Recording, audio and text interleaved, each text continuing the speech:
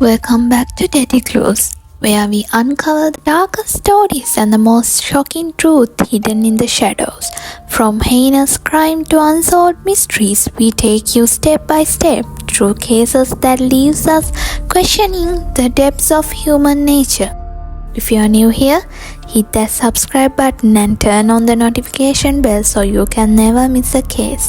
And to our returning viewers, thank you for being part of our true crime family. Today's story is one that will chill you to the core.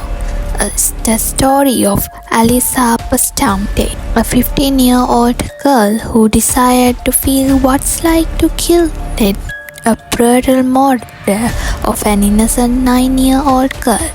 What drove her to commit such heinous act, and how could such a darkness exist in someone so young? Stay with us as we uncover the chilling details. Our story began in St. Martin's, Missouri, a small, peaceful town where crime was virtually unheard of.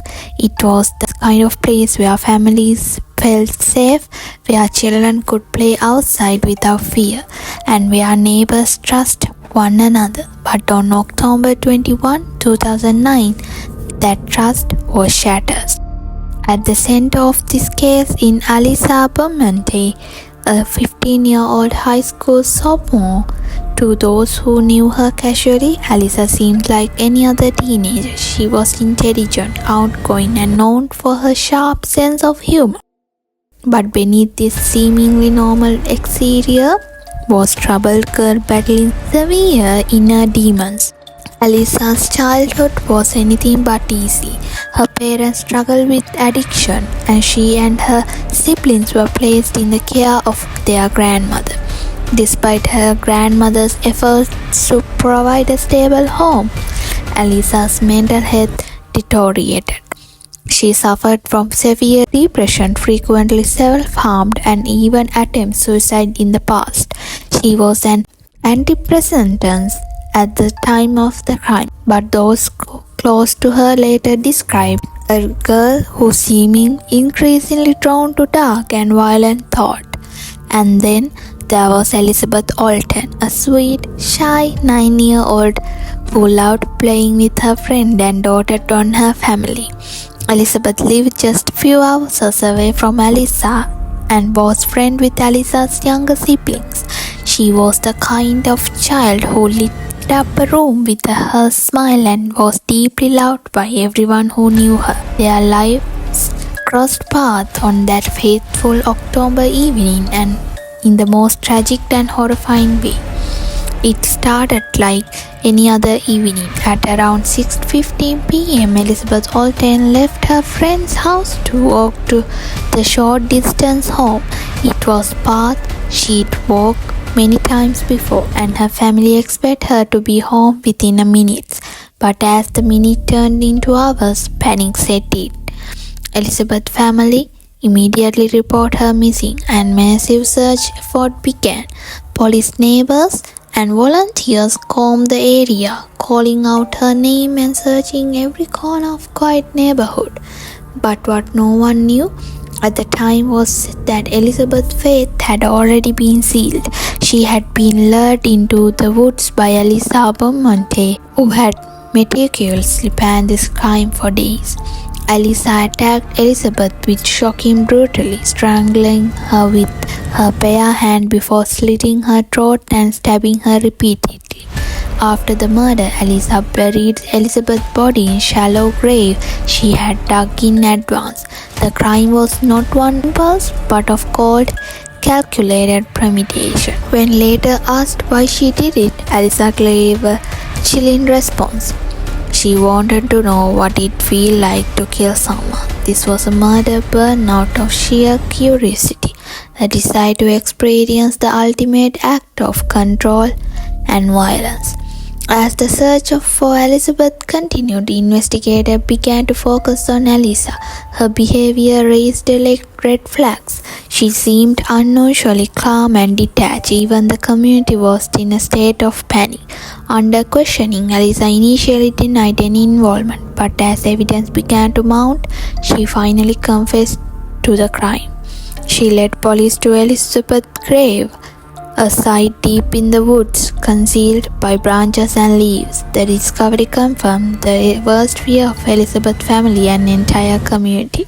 One of the most damning pieces of evidence was Alyssa's journal. It's an entry written the night of the murder. She described act in graphic detail. I just killed someone. I strangled them and slit their throat and stabbed them. It was amazing, pretty enjoyable. I gotta go church now, lol. This shocking entry revealed not only her lack of remorse but also the deeply disturbing mind behind her action. The journal becomes centerpiece of evidence in the case. Alyssa Bustamante was charged with first-degree murder and armed criminal action.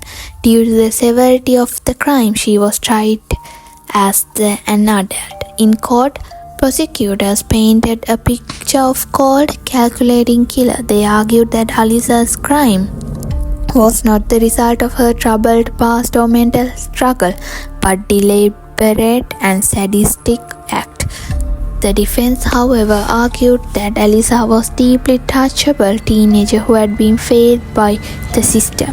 They pointed to her history of mental illness, self-harm, and her traumatic upbringing as mitigating factors. After a month of legal proceeding, Alyssa ultimately accepted a plea deal, pleading guilty to second-degree murder and armed criminal action. She was sentenced to life in prison with the possibility of parole, plus an additional 30 years for armed criminal action charge. The murder of Elizabeth Olten left a permanent scar on her family and the community.